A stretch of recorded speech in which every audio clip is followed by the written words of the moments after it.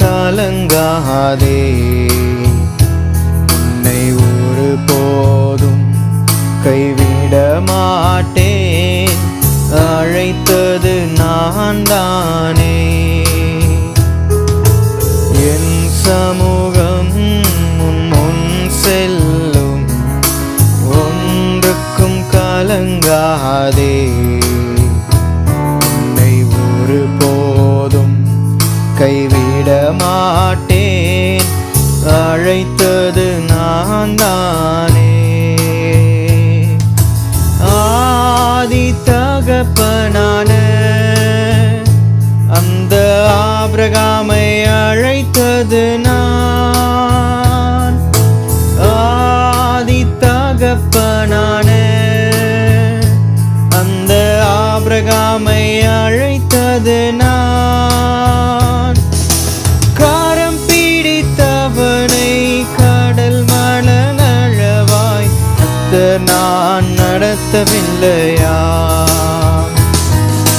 காரம் பிடித்தவனை கடல் மணலளவாய் கர்த்தர் நான் நடத்தவில்லையா? என் சமூகம் உன் முன் செல்லும், ஒன்றுக்கும் கலங்காதே, உன்னை ஒரு போதும் கைவிட மாட்டேன், அழைத்தது நான் தானே. ஈசாக்கின் தேவனும் நான், அந்த யாக்கோபின் தேவனும் நான். ஈசாக்கின் தேவனும் நான், அந்த யாக்கோபின் தேவனும் நான். அடிமையாய் போன யோசேப்பை தேசத்தின் அதிபதியாக்கியதும் நான். அடிமையாய் போன யோசேப்பை தேசத்தின் அதிபதியாக்கியதும் நான். என் சமூகம் உன் முன் செல்லும், ஒன்றுக்கும் கலங்காதே, உன்னை ஒரு போதும் கைவிட மாட்டேன், அழைத்தது நான் தானே. ஆடுகள் பின்னலைந்த அந்த ஆவீதை அழைத்ததும் நான். ஆடுகள் பின்னலைந்த அந்த தாவீதை அழைத்ததும் நான். தாவீதின் வேரில் கிளையாய் துளிர்ந்தவர் தலையை நான் உயர்த்தவில்லையா? தாவீதின் வேரில் கிளையாய் துளிர்ந்தவர் தலையை நான் உயர்த்தவில்லையா? என் சமூகம் உன் முன் செல்லும், ஒன்றுக்கும் கலங்காதே, உன்னை ஒரு போதும் கைவிட மாட்டேன், அழைத்தது நான் தானே. என் சமூகம் உன் முன் செல்லும், ஒன்றுக்கும் கலங்காதே, உன்னை ஒரு போதும் கைவிட மாட்டேன், அழைத்தது நான் தானே.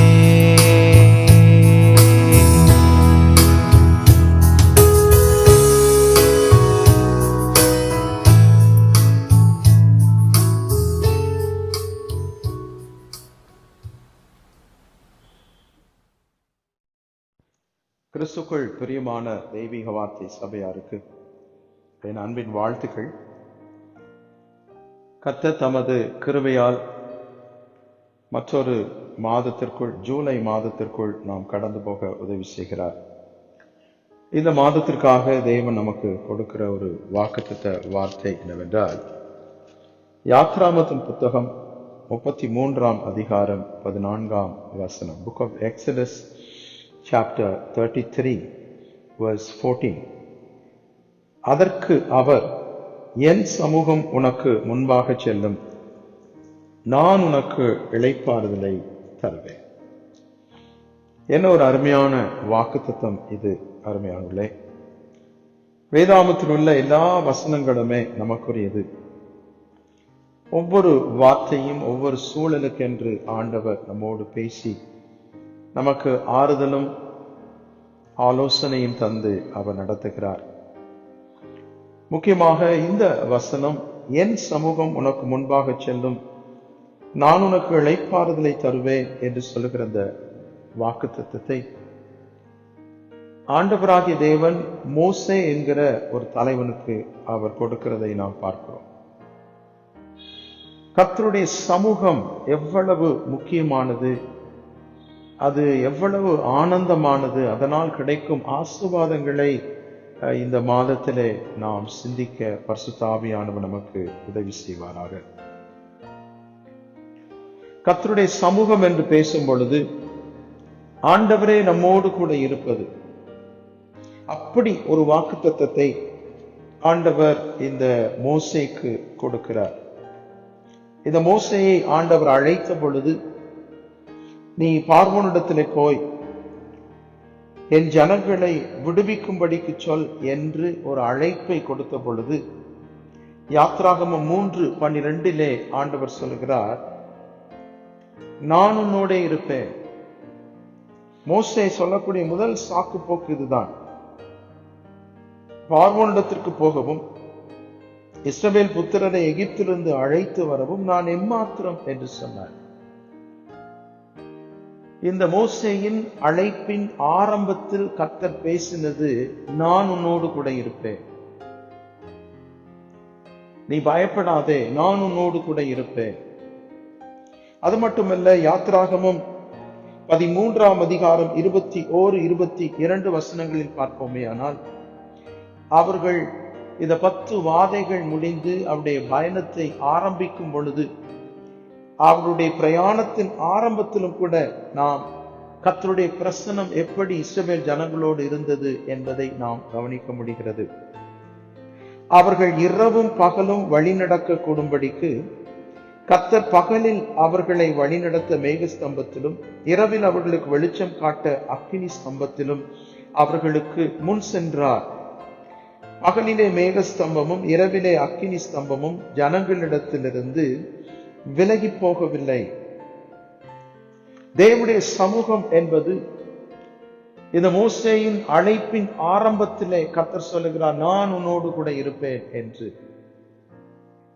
நீ இந்த ஜனங்களை எகிப்திலிருந்து விடுவித்துக் கொண்டு வந்து இந்த மலையிலே எனக்கு ஆராதனை செய்வீர்கள், நான் உன்னை அழைப்பதற்கு இதுவே அடையாளம் என்று கர்த்தர் பேசுகிறார். பார்வோனிடத்திலே மோசே போய் பேசி பார்வோனின் இருதய கடினத்து நிமித்தம் 10 வாதைகளை கர்த்தர் அனுப்பி, முடிவிலே அவர்கள் தங்களுடைய பயணத்தை ஆரம்பிக்கும் பொழுது தேவன் பகலிலே மேகஸ்தம்பமாக இரவிலே அக்கினி ஸ்தம்பமாக இஸ்ரவேல் ஜனங்களோடு கூட அவர் இருந்தார். தேவ சமூகம் அவர்களோடு கூட இருந்தது. இப்படிப்பட்ட இவருடைய பயணத்தில் அருமையானவர்களே, யாத்ராகமம் 19ஆம் அதிகாரத்திலே நாம் கவனிக்கிறோம், அவர்கள் எகிப்தை விட்டு 3ஆம் மாதம் 1 தேதியிலே அவர்கள் சீனாய் வனாந்திரத்துக்கு வருகிறார்கள். இந்த சீனாய் வனாந்திரத்திற்கு வரக்கூடிய சூழ்நிலையிலே மோசே அந்த சீனாய் மலையின் மேல் ஏறி ஆண்டவரோடு கூட அவர் பேசுகிறார், சம்பாஷிக்கிறார். மோசே எத்தனை முறை மலை மேல் ஏறினார் என்று நாம் பார்ப்போமேயானால், வேதாகமம் சொல்லுகிறது 8 முறை மோசே மலையின் மேல் ஏறினார், இறங்கினார், ஏறினார், இறங்கினார். ஒவ்வொரு முறை அவர் இறங்கின பொழுதும் ஒரு நோக்கத்தோடு வருகிறார், ஒரு நோக்கத்தோடு போகிறார். அப்படி அவர் சீனாய் மலையிலே 6வது முறையாக தேவனோடு கூட சம்பாஷித்து தேவன் கொடுக்கக்கூடியதான கட்டளைகளை பெற்று அந்த ஆசரிப்பு கூடாரத்தை எப்படி உண்டாக்க வேண்டும், 10 கற்பனைகள் என்ன என்பதை குறித்து தேவனிடத்திலிருந்து அவர் பெற்று அவர் இருக்கக்கூடிய அந்த சூழ்நிலையிலே 32ஆம் அதிகாரத்திலே நாம் பார்க்கிறோம், மோசே மலையிலிருந்து இறங்கி வர தாமதிக்கிறதை ஜனங்கள் கண்டபோது, மோசே அங்கே அடிக்கடி அவர் மலை மேல் ஏறி போகிறார், நம்முடைய பயணம் இங்கே ஸ்தம்பித்து இருக்கிறது, தொடர்ந்து நாம் பயணம் செய்யாமல் இருக்கிறோம் என்கிற நிலையிலே இந்த ஜனங்களுக்கு பொறுமை இழந்து போன ஒரு சூழ்நிலை. மலை மேல் ஏறின மோசே 6வது முறையா இப்பொழுது மேலே போயிருக்கிறார், அவர் திரும்ப வரவில்லையே என்கிற நிலையிலே பொறுமை இழந்த நிலையில் அவர்கள் அங்கே இருந்த ஆரோனிடத்திலே கேட்கிறார்கள். அவள் சொல்லுகிறார்கள், மோசேக்கு என்ன சம்பவித்ததோ நாம் அறியோம், ஆதலால் நீர் எழுந்து எங்களுக்கு முன் செல்லும் தெய்வங்களை எங்களுக்காக உண்டு பண்ணும் என்று சொல்லி கேட்கிறார்கள். அதற்கு ஆரோன் அந்த ஜனங்களிடத்தில் இருக்கிற பொன் அணிகளை அவர் வாங்கி அதிலே ஒரு கன்றுக்குட்டியை செய்து, முடிவிலே அவர்கள் கன்றுக்குட்டியை வணங்கக்கூடிய ஒரு சூழ்நிலை. இந்த சூழ்நிலையிலே மோசே இடத்திலே கர்த்தர் சொல்லுகிறார், 32ஆம் அதிகாரம் 7ஆம் வசனத்திலே, நீ இறங்கி போ, எகிப்து தேசத்திலிருந்து நீ நடத்தி கொண்டு வந்த உன் ஜனங்கள் தங்களை கெடுத்துக் கொண்டார்கள். மோசே பொழுது மலையிலிருந்து கீழே இறங்கி வரும் பொழுது அவருக்கு இருந்த பிரச்சனை மிகப்பெரிய பிரச்சனை. யெகோவாவே தேவன் என்று நம்பி யெகோவாவின் வல்லமையை கண்டு எகிப்தின் அடிமைத்தனத்திலிருந்து விடுவிக்கப்பட்டவர்களாய் இப்பொழுது கானானை நோக்கி போய் கொண்டிருக்கிற ஜனங்கள் விக்கிரக ஆராதனை செய்கிறார்கள். இந்த விக்கிரக ஆராதனைக்குள் அவர்களை நடத்தத்தக்கதாக மோசேக்கு உறுதுணையாய் இருந்த ஆரோன் என்கிற ஆசாரியனும் காரணமாகி போகிறார். மோசேக்கு உறுதுணையாய் இருந்த ஊர் என்கிற நபர் இந்த விக்கிரக ஆராதனையை எதிர்த்தபடியினாலே அங்கே அவர் கொலை செய்யப்பட்டார் என்பதை கூட சரித்திர ஆசிரியர்கள் சொல்லுகிறார்கள். ஊர் இப்பொழுது மரித்து போனார். ஜனங்கள் விக்கிரக ஆராதனை செய்கிறார்கள். அதற்கு ஆரோன் என்கிற அந்த தலைவன் ஒரு காரணமாக இருக்கிறார். ஊர் என்கிற அந்த தலைவன் இப்பொழுது மரித்து போனார். இவைகள் எல்லாவற்றின் மத்தியிலும் மோசே கர்த்தர் தன்னுடைய விரலால் எழுதி கொடுத்த அந்த கற்பலகைகளை, 10 கற்பனைகள் எழுதப்பட்ட அந்த கற்பலகைகளையும் அவர் உடைத்து போடுகிறதை நாம் அங்கே பார்ப்போம்.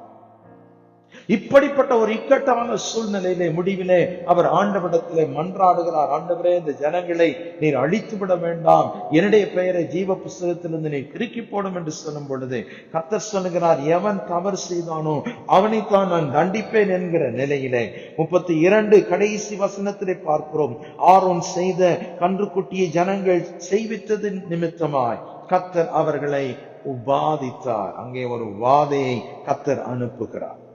இவைகளின் மத்தியிலே தேவன் சொன்ன ஒரு முக்கியமான காரியம் என்னவென்றால் 33ஆம் அதிகாரம் முதல் வசனத்திலிருந்து நாம் பார்க்கிறோம், நீயும் எகிப்து தேசத்திலிருந்து புறப்பட்டு வந்த இந்த ஜனங்களும் இப்பொழுது இங்கிருந்து பிரயாணப்பட்டு நீங்கள் கானானுக்கு போகலாம். நீங்கள் கானானுக்கு போகும் பொழுது அங்கே இருக்கிறதான எதிரிகளை, அங்கே இருக்கிற கானானியர், எமோரியர், ஏத்தியர், பெருசியர், ஏவியர், எபூசியரை நான் துரத்தி விடுவேன்.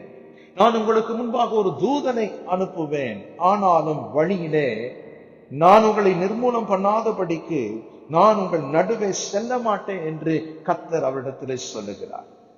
பிரியமானவர்களே, மோசேயின் அழைப்பின் ஆரம்பத்திலே நான் உன்னோடு கூட இருப்பேன் என்று சொன்ன தேவன், அவருடைய எகிப்தின் அடிமைத்தனத்திலிருந்து விடுதலை பெற்றவர்கள் கானானை நோக்கி பிரயாணத்தை ஆரம்பித்த பொழுது பகலிலே மேகஸ்தம்பமாக, இரவிலே அக்கினி ஸ்தம்பமாக அவர்களோடு கூட இருந்த தேவன் இப்பொழுது சொல்லுகிறார், இந்த ஜனங்கள் வணங்கா கழுத்துள்ள ஜனங்கள், இவர்கள் புறப்பட்டு போகட்டும், இவர்களுக்கு முன்பாக நான் ஒரு தூதனை அனுப்புவேன், இவர்களுக்கு நான் வாக்கு பண்ணின கானானை நான் கொடுத்து விடுகிறேன், ஆனால் நான் உங்களோடு கூட வரமாட்டேன் என்று கர்த்தர் சொல்லுகிறார்.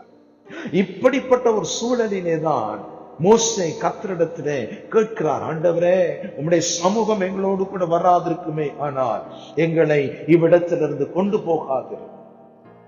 பிரியமானவர்களே, தேவனுடைய பிரசன்னத்தின் முக்கியத்துவத்தை அறிந்தவராய் மோசே அங்கே நிற்கிறார். மோசே சொல்கிற காரியம் என்ன? ஆண்டவரே, நீர் இல்லாமல் எங்களுக்கு கிடைக்கிற கானான் தேவையில்லை, நீர் இல்லாமல் ஒரு தூதன் எங்களோடு வருவது அவசியமில்லை, நீர் இல்லாமல் எங்களுக்கு இருக்கக்கூடியதான் எங்களுக்கு கிடைக்கும் வெற்றி தேவையில்லை, உம்முடைய பிரசன்னம் எங்களுக்கு வேண்டும், நீர் எங்களோடு கூட வராதிருப்பீரே, ஆனால் இந்த வனாந்திரத்திலிருந்து நீர் எங்களை கொண்டு போகாதிரும், நாங்கள் இங்கே தரித்துக் கொள்கிறோம் என்று சொல்லி கானானை காட்டிலும் மோசே விரும்பினது கர்த்தருடைய சமூகத்தை. பிரியமானவர்களே, நாம் வாழக்கூடிய இந்த நாட்களிலே எல்லாரும் இயேசுவை நம்பக்கூடிய விசுவாசிக்கக்கூடிய நாம் ஒவ்வொருவரும் தேவனுடைய பிரசன்னத்தை நாம் விரும்பும்படிக்கு ஆமென் அழைக்கப்படுகிறோம். கர்த்தருடைய சமூகத்தை நாடும்படிக்கு, கர்த்தருடைய சமூகத்திலே கிடைக்கும் சகல ஆசீர்வாதங்களையும் அனுபவிக்கும்படிக்கு நாம் அழைக்கப்படுகிறோம். ஏனென்றால் தேவ பிரசன்னத்திலே நாம் தரித்திருப்பது என்றால் என்ன? தேவனோடு கூட நெருக்கமான உறவு வைத்திருப்பது, தேவன் நம்மோடு கூட இருப்பது, நாம் தேவனோடு கூட இருப்பது. தேவன் எந்த விதத்திலும் நம்மை விட்டு விலகி போகக்கூடாது, பிரிந்து போகக்கூடாது. அருமையானவர்களே, ஏசாயா 56:5 சொல்லுகிறது, கர்த்தரை கண்டடையத்தக்க சமயத்திலே அவரை தேடுங்கள், அவர் உங்களுக்கு சமீபமா இருக்கையில் அவரை நோக்கி கூப்பிடுங்கள். அப்படியானால் கர்த்தரை கண்டடையத்தக்க அதல்லாத ஒரு சமயம் வரலாம். கர்த்தர் நமக்கு சமீபமா இல்லாமல் தூரமா இருக்கக்கூடிய ஒரு சமயம் வந்து விடலாம். அவனுக்கு சமீபமா இருக்கும் பொழுதே நாம் அவரை தேடுவது அவசியம். அவருடைய சமூகத்தை நாடுவது மிக மிக அவசியமா இருக்கிறது. இவைகளின் மத்தியிலே ஆமென் மோசே கேட்டதான காரியத்தை இந்த புதிய மாதத்திலே நாம் ஒவ்வொருவரும் வாஞ்சிக்க வேண்டும். கர்த்தர் என்னோட கூட இருக்க வேண்டும். ஆண்டவர் சமூகம் என்னோடு கூட இருக்க வேண்டும்.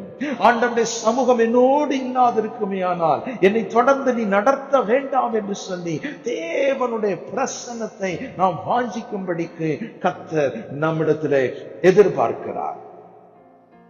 இந்த தேவ பிரசன்னம் நம்மிலே இருக்கும் பொழுது அருமையானவர்களே என்ன நடக்குமா? சங்கீதம் 16 இப்படி வாசிக்கிறோம், கர்த்தருடைய சமூகத்திலே பேரானந்தம் உண்டு, அவருடைய சமூகத்தில் பேரானந்தம் உண்டு. தேவனுடைய பிரசன்னத்தை அனுபவிக்கிற ஒரு நபர் மகிழ்ச்சியா இருப்பார். எதை குறித்தும் அவர் கவலை உள்ளவராய் இருக்க மாட்டார். எல்லா விதத்திலும் கர்த்தருக்குள்ளே அவர் மனமகிழ்ச்சியாய் இருப்பார். சிறைச்சாலைக்குள்ளே இருக்கிற அப்போஸ்தலனாகிய பவுல் சொல்லுகிறார், சந்தோஷமாயிருங்கள் என்று நான் மறுபடியும் சொல்லுகிறேன் என்று சொல்லுகிறாரே. ஒரு சிறைச்சாலையின் அனுபவத்திலே கூட பிறரை சந்தோஷமாய் இருங்கள் என்று சொன்ன அந்த அப்போஸ்தலனாகிய பவுல் தேவனோடு கூட நெருக்கமான உறவு கொண்டிருந்தபடினாலே, தேவ சமூகம் அவரோடு கூட இருந்தபடினாலே அவர் மகிழ்ச்சியா இருக்கிறதை நாம் பார்க்கிறோம். தேவ சமூகத்தில் நாம் இருப்போமேயானால் நமக்கு எதை குறித்தும் கவலை இருக்காது. நாம் ஆனந்தமாய் பேரானந்தமாய் இருப்போம். ஒருவேளை ஆனந்தம் நம்மை விட்டு போனதா, பேரானந்தம் நம்மை விட்டு போனதா, நாம் ஒரு சின்ன கேள்வியை கேட்க வேண்டும். கர்த்தர் என்னோடு கூட இருக்கிறாரா? நான் கர்த்தரோடு கூட இருக்கிறேனா? அல்லது இந்த இஸ்ரவேல் ஜனங்களை போல பொறுமை இழந்து நான் ஏதோ ஒன்றை செய்து விட்டேனா? தேவனுடைய சமூகத்திலிருந்து எனக்கு வர வேண்டிய நன்மை, தேவனுடைய சமூகத்திலிருந்து எனக்கு வர வேண்டியதான ஆசீர்வாதம், தேவனுடைய சமூகத்திலிருந்து எனக்கு வர வேண்டியதான உயர்வு, தேவனுடைய சமூகத்திலிருந்து வர வேண்டியதான பணம், தேவனுடைய சமூகத்திலிருந்து எனக்கு கிடைக்க வேண்டியதான காரியங்கள் என்று சொல்லி காத்திருக்க பொறுமை இல்லாத நிலையிலே ஆரோன் என்கிற ஒரு தலைவனோடு கூட இணைந்து நாம் ஒரு கன்று குட்டியை அந்த ஜனங்கள் வணங்கினது போல நாமும் ஏதோ ஒரு விக்கிரகத்துக்கு இடம் கொடுத்து விட்டோமா? இயேசுவுக்குரிய ஸ்தானத்தை நாம் வேறு யாருக்கோ அல்லது வேறு எதுவுக்கோ நாம் கொடுப்போமே ஆனால் அது விக்கிரக ஆராதனையாய் மாறிவிடும். இவைகளின் மத்தியில் ஆண்டவர் சொல்லுகிறார், இந்த ஜனங்கள் தங்களை கெடுத்துக் கொண்டார்கள். தேவனோடு இருக்கிற சமூகத்தை நாம் விட்டு விடுவோமே ஆனால் நம்முடைய வாழ்க்கையிலே நம்மை நாமே கெடுத்துக் கொள்ளக்கூடியதாய் மாறிவிடும். அருமையானவர்களே, ஆண்டவரை பின்பற்றுகிற நீங்களும் நானும், இயேசு கிறிஸ்துவை விசுவாசிக்கிற நீங்களும் நானும் ஒருபோதும் நம்மை நாமே கெடுத்துக் கொள்வதை கர்த்தர் விரும்பவில்லை. ஆண்டவர் ஆமே நமக்கு நன்மை செய்கிறவராயிருக்கிறார். கர்த்தர் நல்லவர் என்பதை ருசித்து பாருங்கள். அவர் மேல் நம்பிக்கையா இருக்கிற மனுஷன் பாக்கியவான். மோசே செய்த முக்கியமான காரியம் என்ன தெரியுமா? யாத்திராகமம் 33 பார்க்கிறோம். மோசே கூடாரத்தை பெயர்த்து அதை பாளையத்துக்கு புறம்பே தூரத்திலே போட்டு அதற்கு ஆசரிப்பு கூடாரம் என்று பெயரிட்டார். அருமையானவர்களே, மோசே இங்கே செய்யக்கூடிய காரியம் என்னவென்றால் அங்கே சகலமும் அங்கே மிக மோசமா இருக்கக்கூடிய ஒரு சூழ்நிலை. தேவாதி தேவனுடைய சமூகத்திலிருந்து பெற்று கொண்டு வந்ததான அந்த கற்பலகை இப்பொழுது உடைக்கப்பட்டு விட்டது. அவருக்கு இருந்ததான கோபத்திலே அதை உடைத்து போட்டு விட்டார். எந்த ஜனங்கள் கர்த்தருடைய வல்லமையை கண்டு அவன் தேவனுடைய அற்புதங்களை கண்டு எகிப்தை விட்டு அடிமைத்தனத்திலிருந்து விடுதலை ஆக்கப்பட்டு புறப்பட்டு வந்தார்களோ அந்த ஜனங்கள் இப்பொழுது விக்கிரகாராதனைக்கு உட்பட்டிருக்கிறார்கள். ஆரோன் என்கிற தலைவன் அவர்களுக்கு உதவி செய்யும் ஒரு தலைவனாய் அங்கே கூட நிற்கிறான், தெளிவில்லாதவனாய் நிற்கிறான். ஆசாரியனாய் அழைக்கப்பட்டவன் விக்கிரகாராதனைக்கு உடன்படக்கூடிய நிலையிலே அவன் சரியான விதத்தில் யெகோவாவின் நம்பிக்கையும் விசுவாசமும் அந்த பயணத்தை சரியாய் புரியாத ஒரு நபராய் அவன் நிற்கிறான். விக்கிரக ஆராதனை வேண்டாம் என்று போராடின ஊர் இப்பொழுது கொல்லப்பட்டிருக்கிறார். இப்படிப்பட்ட இக்கட்டான சூழ்நிலையிலே மோசே செய்த காரியம் என்ன தெரியுமா? நாம் அதைத்தான் இந்த நாட்களிலே செய்ய வேண்டும். ஒருவேளை இதை நீங்கள் கேட்டுக்கொண்டிருக்கும் பொழுது இந்த மோசையை போல உங்களுடைய நிலைமை இருக்கிறதோ, உங்களை சுற்றிலும் இருக்கிற எல்லாம் மெஸ்டப்பா இருக்கிறதோ, உங்களை சுற்றி இருக்கிறவர்கள் எல்லாரும் கைவிட்டார்களோ, உங்களோடு கூட இணைந்து கர்த்தரை ஆராதித்த சிலர் உங்களை விட்டு விலகினார்களோ, தேவனை விட்டே விலகி போனார்களோ, அல்லது பின்வாங்கி போனார்களோ, அவர்கள் இருக்க வேண்டிய ஸ்தலத்துல இல்லாதபடிக்கு அவர்கள் பின்வாங்கி போனார்களோ, தேவன் மேல் வைத்திருக்கிற அந்த நம்பிக்கையிலிருந்து சற்று விலகி போனார்களோ, ஒரு உபதேசத்தை நம்பிக்கொண்டு ஏதோ ஒரு காரியத்திலே தவறான ஒரு கள்ள போதனை கேட்டுக்கொண்டு அவர்கள் விலகி போனார்களோ, அல்லது ஆரோன் போன்ற ஒரு தலைவன் அந்த நிலையிலே சரியான உபதேசத்தை ஜனங்களுக்கு தெளிவாய் சொல்ல வேண்டியவன் அதை செய்யக்கூடாதபடிக்கு இந்த விக்கிரகாராதனைக்கு அவனும் உடன்பட்டு விட்டானோ, அல்லது வைராக்கியமாய் நின்ற ஊர் போன்றவர்கள் இன்றைக்கு பக்கத்தில் இல்லாதபடிக்கு அவர்கள் கொலை செய்யப்பட்டு விட்டார்களோ, அவர்கள் இல்லாமல் போனார்களோ, நீங்கள் எந்த சூழ்நிலையில் இருக்கிறீர்களோ கர்த்தரை அறிவார். உடைய குடும்ப சூழ்நிலை, உடைய வேலை ஸ்தலத்துல இருக்கக்கூடிய சூழ்நிலை எல்லாம் இப்பொழுது சகலமும் குளறுபடியாகி போய் கிடக்கிறதா? ஒருவேளை நாம் கவனிக்கிறதான இப்படிப்பட்ட சூழ்நிலை இல்லை. ஆனால் இந்த கொரோனா தொற்று நோய் நிமித்தமாக வேலையை இழந்து அனுதின வேலை இல்லாதது நிமித்தம், சரியான சம்பாத்தியம் இல்லாதது நிமித்தம், நாம் செய்ய வேண்டிய கடமை நாம் சரியாய் செய்ய முடியாதது நிமித்தம், ஏன் டாக்டர்ஸ் நர்சஸ் கூட அவர்கள் தங்களுடைய பணிகளை முழுமையாய் செய்ய முடியாத ஒரு நிலைக்குள் இருக்கிற ஒரு சூழ்நிலை. இவைகளின் மத்தியிலே நீங்களும் கூட குழப்பம் அடைந்து கலக்கம் அடைந்து இனி நாட்கள் எப்படி இருக்கும் என்று சொல்லி கலங்கி கொண்டிருக்கிறீர்களோ, இந்த ஜூலை மாதத்திலே ஆமே நம்முடைய தமிழ்நாட்டிலே இந்த லாக்டவுன் ரிலீஸ் ஆயிருக்கிறது என்று கேள்விப்படும் இந்த நாளிலே ஆமே தீர்க்க தரிசனமாய் இந்த வார்த்தையை நாம் ஏற்றுக்கொள்வோம். என் சமூகம் உனக்கு முன்பாக செல்லும், நான் உனக்கு இளைப்பாறுதலை தருவேன். ஆண்டவர் நமக்கு இளைப்பாறுதல் தரும் ஒரு தேவனாயிருக்கிறார். நாம் செய்ய வேண்டியது என்ன தெரியுமா? மோசேயை போல கூடாரத்தை பெயர்த்து அதை பாளையத்துக்கு புறம்பே தள்ளி கொண்டு போட்டு அதற்கு ஆசரிப்பு கூடாரம் என்று அவன் பெயரிட்டான். பிரியமானவர்களே, ஆண்டவர் ஆசரிப்பு கூடாரத்தை இன்னென்ன விதத்தில் உண்டாக்க வேண்டும் என்று சொல்லி மோசேக்கு சொல்லிக் கொடுத்தார்.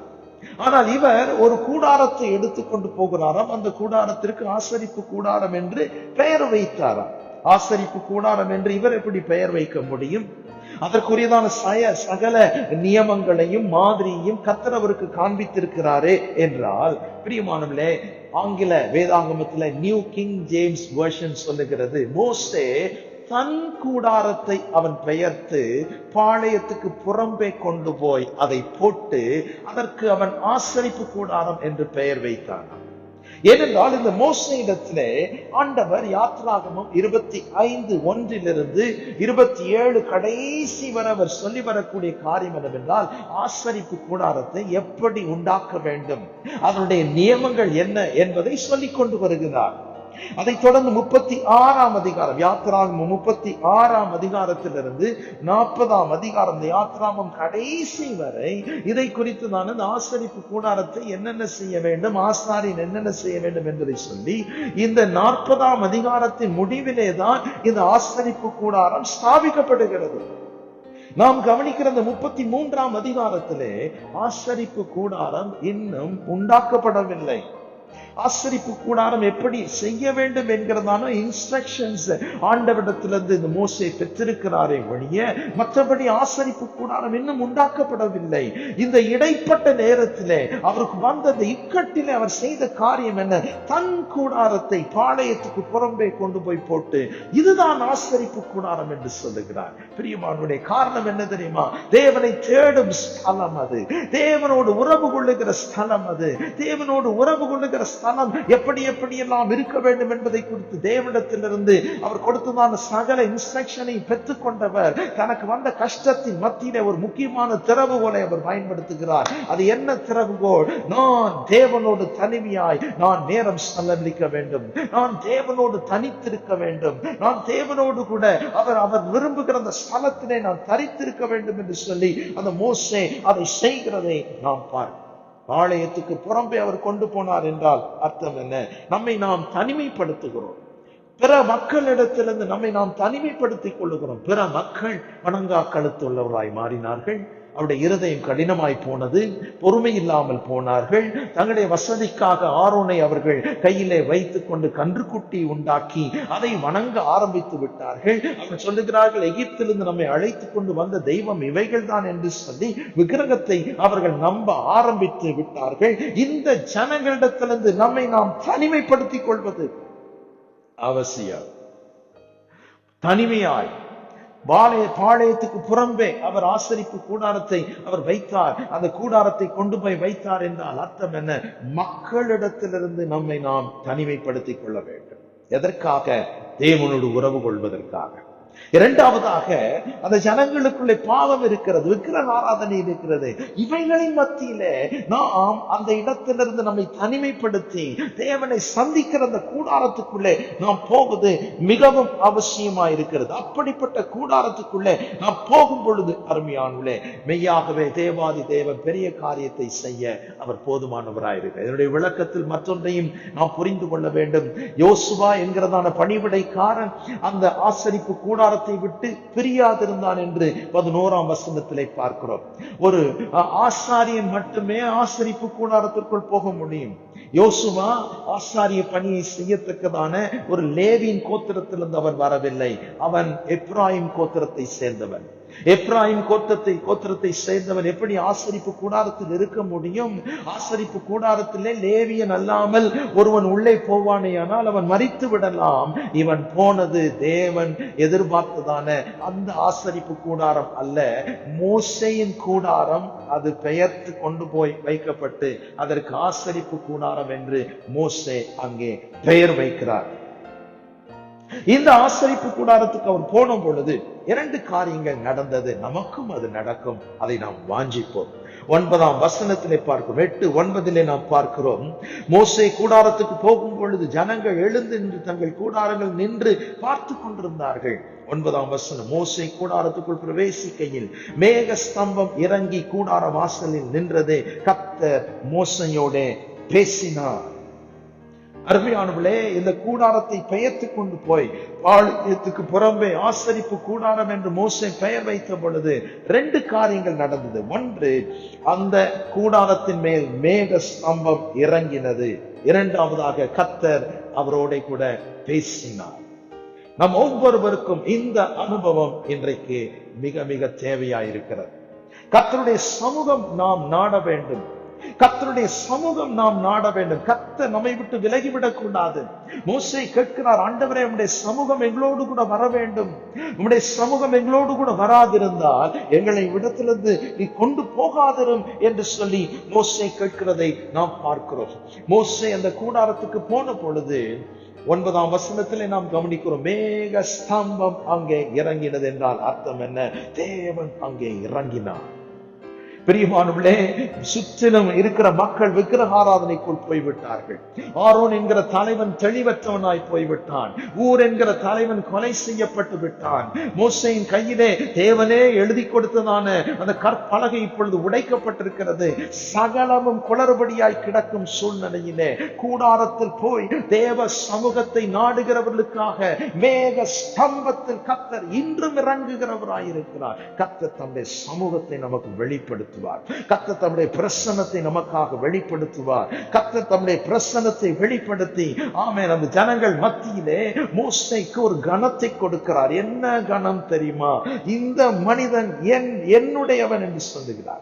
இவன் தேவ மனிதன். இவன் ஜெபித்தால் நான் கேட்பேன். இவன் ஜெபித்தால் இவனுக்காக நான் இறங்குவேன் என்று சொல்லி கர்த்தர் அங்கே நிரூபிக்கிறதை நாம் பார்க்கிறோம். அருமையானவர்களே, நாம் வாழக்கூடிய இந்த 2021ஆம் வருஷத்திலே ஆமென் விசுவாச பிள்ளைகளாகி நாம் ஒவ்வொருவருக்காக கர்த்தர் வானத்தை கிழித்திறங்கி அவர் நம்மோடு கூட இருக்கிறதை நிரூபிக்க வேண்டிய நாட்கள் இந்த நாட்கள். அதை நாம் வாஞ்சிப்போம். மேலோட்டமான கிறிஸ்தவ வாழ்க்கை வாழ்ந்து நாம் போய்விட வேண்டாம். ஒவ்வொரு நாள் பயணத்திலும் ஒவ்வொரு சூழ்நிலையிலும் தேவன் நம்மோடு கூட இருக்கிறதை அவர் மேனிஃபெஸ்ட் பண்ண வேண்டும். அவர் அதை வெளிப்படுத்த வேண்டும். ஏதோ ஒரு காரியத்திலே கர்த்தர் அதை வெளிப்படுத்த வேண்டும். மோசேக்கு மேக ஸ்தம்பத்தின் மூலமாய் அவர் இறங்கி வெளிப்படுத்தினார். நாம் ஒவ்வொருவருக்கும் கர்த்தர் ஏதோ ஒரு விதத்திலே அவர் வெளிப்படுத்துவாராக. இரண்டாவதாக பார்க்கிறோம், ஆண்டவர் மோசேயோட கூட பேசினார். அருமையானவர்களே, ஆண்டவர் மோசேயோட பேசினார். எப்படி பேசினாராம்? 11ஆம் வசனத்தில் சொல்லப்பட்டிருக்கிறது, ஒருவன் தன் சிநேகிதனோட பேசுவது போல மோசேயோட கர்த்தர் முகமுகமாய் பேசினார். நம்முடைய ஜெப வாழ்க்கை அப்படி மாறட்டும். நம்முடைய ஜெபங்களை நாம் சிந்திப்போமேயானால் நம்முடைய ஜெபத்தின் ஆரம்பத்திலிருந்து கடைசி வரை பேசுவது யார் என்றால் நாம் தான். அந்த ஜெப வேளையிலே நாம் அமைதலாய் இருந்து கர்த்தர் என்ன சொல்லுகிறார் என்பதை நாம் கேட்கிறோமா என்பது ஒரு பெரிய கேள்விதான். ஒருவேளை ஆண்டவருடைய சத்தத்தை கேட்க வேண்டும் என்று சிந்தித்தால் உடனே நமக்கு தீர்க்க தரிசன வரம், அதை குறித்து யோசித்து வரப்போகிறதை குறித்து கர்த்தர் என்ன சொன்னாரோ, பிறரை குறித்து என்ன சொன்னாரோ, என் பிள்ளைகளை குறித்து என்ன சொன்னாரோ, சபையை குறித்து என்ன சொன்னாரோ என்று சொல்லி தீர்க்க தரிசனமாய் ஆண்டவர் என்ன வெளிப்பாடு தருகிறார் என்பதாக நாம் சிந்திக்கிறோம். இங்கே நாம் பார்க்கக்கூடிய காரியம் அது அல்ல. ஒரு சிநேகிதனோடு பேசுவது போல ஆண்டவரும் மோசேயும் அங்கே சம்பாஷிக்கிறார்கள். வேதாகமத்தில் அருமையானவர்களே, நாம் பார்க்கக்கூடிய ஒவ்வொரு பரிசுத்தவான்களுடைய அனுபவமும் அதுதான். கர்த்தர் அவர்களோடு பேசினார், இவர்கள் கர்த்தரோடு பேசினார்கள். நேருக்கு நேர் முகமுகமாய் பேசுவது. இவர்கள் பேசினதை கர்த்தர் கேட்டார், கர்த்தர் பேசினதை அவர்கள் கேட்டார்கள். நம்முடைய ஜீவியத்திலே மற்றொரு புதிய அனுபவத்துக்குள் கடந்து போகத்தக்கதாக உங்களை நான் அழைக்கிறேன். நாம் நம்புகிற தேவன் உயிருள்ள தெய்வம்.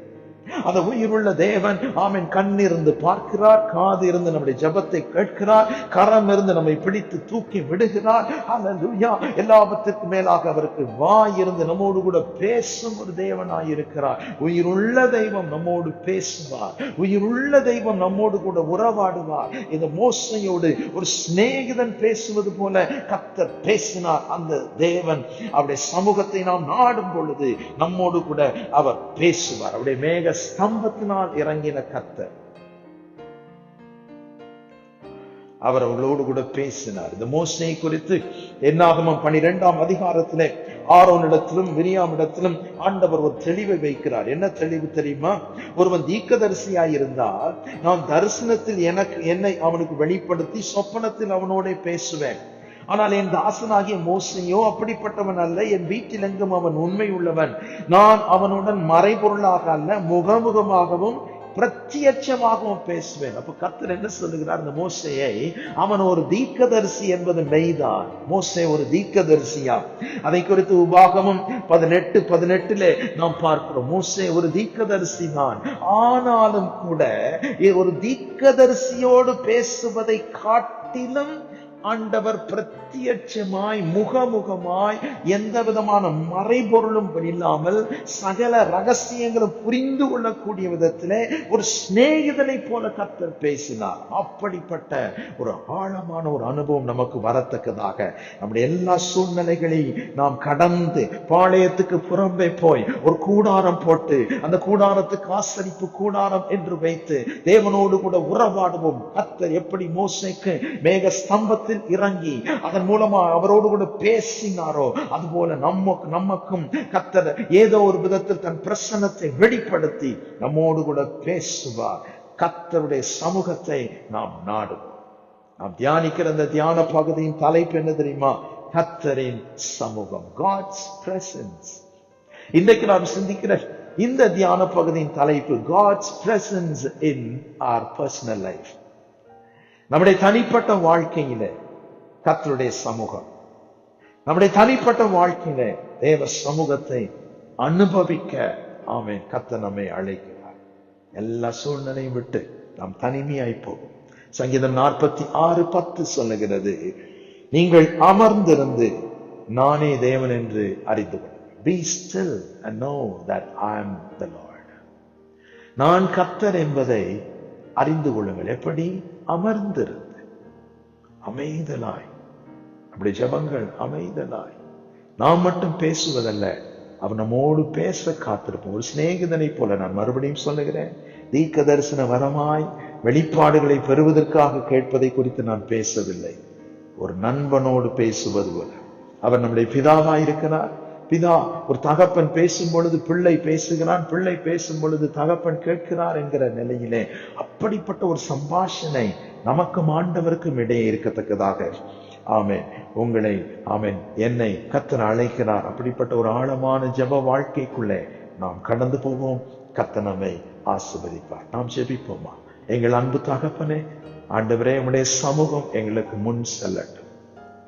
எங்கெல்லாம் நிம்மதி இழந்து நாங்கள் நிற்கிறோமோ அங்கெல்லாம் நிம்மதியை தார், சமாதானத்தை தார், இளைப்பாறுதலை தார்.